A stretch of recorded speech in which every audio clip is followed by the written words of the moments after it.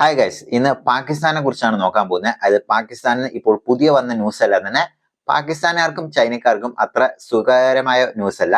പക്ഷെ ഇന്ത്യക്കാർക്ക് ഇതിൽ ഒരു ഇച്ചിരി സന്തോഷിക്കാൻ പറ്റിയ ന്യൂസുകളാണ് ഇപ്പോൾ വന്നിരിക്കുന്നത്. എന്താന്ന് വെച്ചാൽ അതായത് പാകിസ്ഥാനിൽ കറാച്ചി ഇന്റർനാഷണൽ എയർപോർട്ട്, അതായത് ജിന്ന ഇന്റർനാഷണൽ എയർപോർട്ടിൽ വലിയ രീതിയിൽ ഒരു തീവ്രവാദി അറ്റാക്കുകൾ നടക്കുന്നു. അപ്പോൾ പാകിസ്ഥാനിലെ കറാച്ചിയിൽ വെച്ചിട്ടാണ് സംഭവിച്ചിരിക്കുന്നത്. അപ്പോൾ കറാച്ചി എന്ന് പറയുമ്പോൾ ഈ ലോകത്തുള്ളതിലെ ഏറ്റവും ശാന്തിയും സമാധാനം നിറഞ്ഞ ഒരു സ്ഥലവും കൂടിയാണ്. അപ്പോൾ അങ്ങനെയുള്ള സ്ഥലത്ത് വെച്ചിട്ടാണ് ഇത് സംഭവിച്ചത് എന്ന് നിങ്ങൾ ആലോചിക്കണം. അപ്പോൾ ശാന്തിയും സമാധാനം എന്ന് പറയുമ്പോൾ ഞാൻ പറഞ്ഞല്ലോ കേട്ടോ, ഇത് അവരുടെ ബോർഡിൽ കണ്ടു, അതുകൊണ്ട് ഞാൻ പറഞ്ഞാണ്. Welcome to the city of peace എന്ന് പറഞ്ഞ ഒരു ബോർഡിന്റെ ഫോട്ടോ കിട്ടുകയാണെങ്കിൽ ഞാൻ വീഡിയോയിൽ കാണിച്ചു തരാം. അപ്പോൾ അങ്ങനെ ശാന്തി സമാധാനം നിറഞ്ഞ ആ ഒരു സ്ഥലത്താണ് ഇപ്പോൾ ഇത്രയും വലിയൊരു അറ്റാക്ക് നടന്നിരിക്കുന്നത്. അപ്പോൾ എന്താണ് സംഭവിച്ചതെന്ന് നമുക്ക് നോക്കാം. അപ്പോൾ പാകിസ്ഥാനിൽ കറാച്ചി ഇന്റർനാഷണൽ, അതായത് ഈ ജിന്ന ഇന്റർനാഷണൽ എയർപോർട്ടിൽ വെച്ചിട്ടാണ് ഈ സംഭവം സംഭവിച്ചതെന്ന് നമ്മൾ പറഞ്ഞല്ലോ. അപ്പോൾ ഓരോ എയർപോർട്ടിനും 2 ഗേറ്റുകൾ ഉണ്ടാവും. അതായത് ഒരു ഗേറ്റ് വന്നിട്ട് നമ്മളെ പോലെയുള്ള സാധാരണ ആൾക്കാരെല്ലാം തന്നെ ഉള്ളിലോട്ടും പുറത്തോട്ടെല്ലാം പോകാൻ. മറ്റൊരു ഗേറ്റ് എങ്ങനെയാണെന്ന് വെച്ചാൽ അതായത് ഇത് പാകിസ്ഥാനിൽ മാത്രമല്ല എല്ലാ എയർപോർട്ടിലും നിങ്ങൾ കാണാറായിരിക്കും.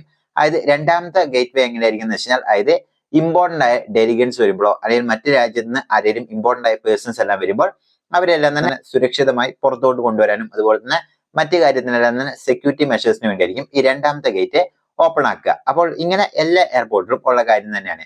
അപ്പോൾ ഇവിടെ എന്താ സംഭവിച്ചതെന്ന് വെച്ചാൽ അതായത് ഈ കറാച്ചി ഇന്റർനാഷണൽ എയർപോർട്ടിൽ എയറോപ്ലെയിനുകൾക്ക് ഈ ഫ്യൂൽ ഫിൽ ചെയ്യാൻ വേണ്ടി ഈ ടാങ്കറുകൾ ഉള്ളിലോട്ട് പോവുകയാണ്. അപ്പോൾ ഈ ടാങ്കറുകൾ എയറോപ്ലെയിൻ ടർബൻ ഫ്യൂൽ എന്ന് പറയുന്ന അതായത് ATF എന്ന് പറയുന്ന ആ ഫ്യൂലുകളാണ് ഉള്ളത്. അപ്പോൾ ഈ ഫ്യൂലിന്റെ പ്രത്യേകത എന്താണെന്ന് വെച്ചാൽ അതായത് സാധാരണ പെട്രോളോ അങ്ങനെയല്ല, അതായത് ഇത് മണ്ണിനെക്കാട്ടിലും ഫാസ്റ്റ് ആയിട്ടാണ് തീ പിടിക്കാൻ സാധ്യതകളുള്ള ഫ്യൂവലാണ്. അതുകൊണ്ട് തന്നെയാണ് ഈ എയറോപ്ലെയിനിലെല്ലാം തന്നെ പെട്ടെന്ന് ആക്സിഡന്റ് വരുന്നതും. അപ്പോൾ ഇങ്ങനെയുള്ള ഫ്യൂവലുകൾ ഉപയോഗിക്കുന്നത്. അപ്പോൾ ഈ ഫ്യൂവലും കൊണ്ടാണ് ഉള്ളിലോട്ട് പോകുന്നത്. അപ്പോൾ ഈ ഫ്യൂവലുള്ള ടാങ്കറുകൾ പെട്ടെന്ന് പൊട്ടിത്തെറിക്കുന്നു. അപ്പോൾ ആദ്യം പാകിസ്ഥാൻ പറഞ്ഞ കാര്യം എന്താണെന്ന് വെച്ചാൽ അതായത് ഇതൊരു തീവ്രവാദി അറ്റാക്കോ ഒന്നുമല്ല, ഇതൊരു ആക്സിഡന്റ് ആണ്, ജസ്റ്റ് ഒരു ആക്സിഡന്റ് ആണെന്ന് പറഞ്ഞുകൊണ്ട് അവർ ഒഫീഷ്യലി ഇതിനെ ഡിക്ലെയർ ചെയ്യുന്നു. പക്ഷെ ആ ഒരു സമയത്താണ് അവരുടെ ഏറ്റവും വലിയ കൂട്ടുകാരനായ ചൈനയുടെ ഒഫീഷ്യൽ എംബസിയിൽ ഒരു വലിയൊരു പോസ്റ്റ് വരുന്നത്. അതെങ്ങനെയാണെന്ന് വെച്ചാൽ അതായത് ഈ കറാച്ചി ഇന്റർനാഷണൽ എയർപോർട്ടിൽ തീവ്രവാദി അറ്റാക്കുകൾ നടന്നിരിക്കുന്നു, ചൈനയുടെ പ്രധാനപ്പെട്ട 2 ആൾക്കാർ മരണപ്പെട്ടിരിക്കുന്നു എന്ന് പറയുന്ന ഇതിനെക്കുറിച്ച് കൃത്യമായ അന്വേഷണം വേണമെന്ന്. അപ്പോൾ ഇങ്ങനെ ഒരു ന്യൂസ് വന്നു കഴിഞ്ഞപ്പോൾ ലോകം മൊത്തം ഒന്ന് ഷോക്കായി. അതിനുശേഷം അതായത് ചൈന ഭയങ്കര ഹാർഷ് ആയിട്ടാണ് ആ ഒരു കമന്റ് എല്ലാം പോസ്റ്റ് ചെയ്തത്. അപ്പോൾ പാകിസ്ഥാൻ പെട്ടെന്ന് തന്നെ അതായത് ആദ്യം പറഞ്ഞല്ലോ ഇതൊരു തീവ്രവാദി അറ്റാക്ക് അല്ലാന്ന്. അത് കഴിഞ്ഞ് അവർ അതിൽ നിന്ന് പുറത്തോട്ട് വന്നിട്ട് ഇതൊരു തീവ്രവാദി അറ്റാക്കാണ്, ഞങ്ങൾ അന്വേഷിച്ചുകൊണ്ടിരിക്കുകയാണ്, പക്ഷെ ആരും മരണപ്പെട്ടിട്ടൊന്നുമില്ല, വെറും ഇഞ്ചുറി മാത്രമേ ഉള്ളൂ 7-8 പേർക്ക്. അപ്പോൾ ഒഫീഷ്യലായി ചൈന കൺഫേം ചെയ്തു അതായത് അവരുടെ 2 പേരും മരണപ്പെട്ടു. എന്നിട്ടും അവിടെയുള്ള ആർമിയും ഗവൺമെന്റും കൂടെ ഇത് സമ്മതിക്കാൻ തയ്യാറായില്ല. അങ്ങനെ പിന്നീടുള്ള അന്വേഷണത്തിലാണ് വ്യക്തമായത് അതായത് പാകിസ്ഥാനിൽ ഈ മാസം SCO സമ്മിറ്റ് നടക്കാൻ പോവാണ്. അപ്പോൾ ആ ഒരു സ്ഥലത്തോട്ട് ഇപ്പോൾ ജയശങ്കറും കൂടെ പോകുന്നുണ്ട്. അപ്പോൾ ജയശങ്കർ അങ്ങോട്ട് പോകുക എന്ന് പറഞ്ഞപ്പോൾ തന്നെ ട്വിറ്ററിലെല്ലാം തന്നെ നമ്മുടെ ഇന്ത്യൻസ് എല്ലാം ചോദിച്ചൊരു ചോദ്യമാണ്, അതായത് സെക്യൂരിറ്റി ഉണ്ടാവോ, ജയശങ്കർ തിരിച്ച് എങ്ങനെ വരും, അത് റിസ്ക് അല്ലേ, എന്തുകൊണ്ടാണ് അവിടെ പോകുന്നത്, ഇതിനെ ഒന്ന് അവോയ്ഡ് ചെയ്താൽ പോരെ, അതായത് ഇന്ത്യക്ക് ഇപ്പോൾ അവിടെ പോകേണ്ട നിർബന്ധമൊന്നുമില്ല, ഇങ്ങനെ പറഞ്ഞ് പല കമന്റ്സുകളും ഉണ്ടായിരുന്നു. അതുപോലെ തന്നെ ജയശങ്കറിനെതിരെ വന്ന കമന്റ്സുകളെല്ലാം തന്നെ അദ്ദേഹം തന്നെ റിപ്ലൈ കൊടുത്തു, അതായത് ഇത് ഞങ്ങൾ ഒഫീഷ്യൽ ടോക്കിനൊന്നുമല്ല പോകുന്നത്, അതായത് ബയലാറ്ററൽ ടോക്ക് ഒന്നും തന്നെ ഉണ്ടാവില്ല, ജസ്റ്റ് SCO സമ്മിറ്റ് മാത്രമോ നമ്മൾ അവിടെ അറ്റൻഡ് ചെയ്യുന്നുള്ളൂ എന്ന്. അപ്പോൾ അതായത് ഈ ഒരു സംഭവം നടക്കുന്നത് ഈ ഒരു സമയത്താണ്. അപ്പോൾ ഈ ഇന്ത്യൻസ് ചോദിച്ച ചോദ്യത്തിന് ഒരു വാലിഡിറ്റിയും വരുന്നുണ്ട്, അതായത് സെക്യൂരിറ്റി എങ്ങനെ കൊടുക്കുന്നത്.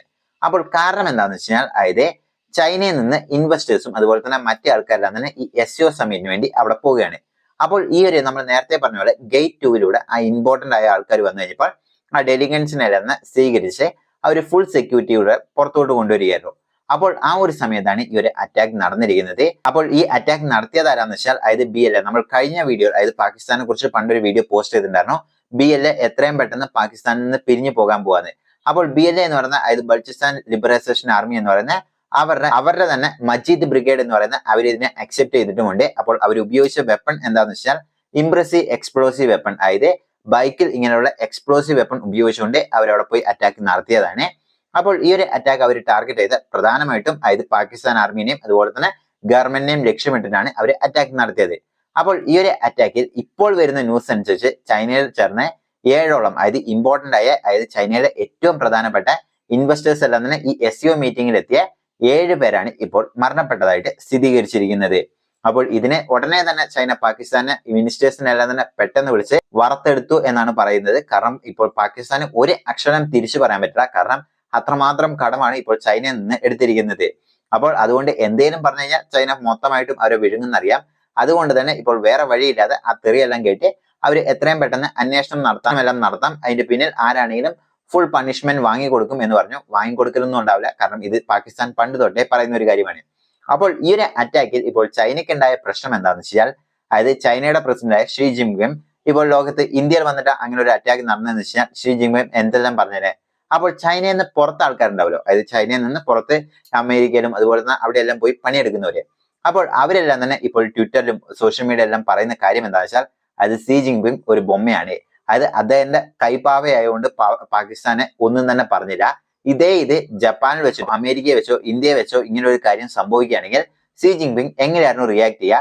അപ്പോൾ അതേ റിയാക്ഷൻ എന്തുകൊണ്ട് പാകിസ്ഥാനിൽ വരുന്നില്ല? 7 ഇമ്പോർട്ടന്റ് ആയ ചൈനീസ് അതായത് ഇൻവെസ്റ്റേഴ്സും മറ്റ് ഇമ്പോർട്ടന്റ് ആയ ഡെലിഗൻസും ആണ് മരണപ്പെട്ടത്. ഇതിൽ എന്തുകൊണ്ട് അതിനെ ഇത്രമാത്രം മൗനം പാലിക്കുന്നത് എന്ന് ചോദിച്ചുകൊണ്ട് ഫുൾ ആയിട്ടും ഹാർഷ് റിപ്ലൈ എല്ലാമാണ് കൊടുത്തുകൊണ്ടിരിക്കുന്നത്. ചൈനയ്ക്ക് ഉള്ളിലുള്ളവർക്ക് മിണ്ടാൻ പറ്റില്ല, കാരണം മിണ്ടി കഴിഞ്ഞ് കഴിഞ്ഞാൽ അടുത്ത സെക്കൻഡ് തന്നെ തലയുണ്ടാവില്ല. അതുകൊണ്ട് പുറത്തുള്ളവരെല്ലാം തന്നെ ഇപ്പോൾ അതായത് ചൈനയ്ക്കെതിരെ ഇങ്ങനെ ശക്തമായി പ്രതികരിച്ചുകൊണ്ടിരിക്കുകയാണ്.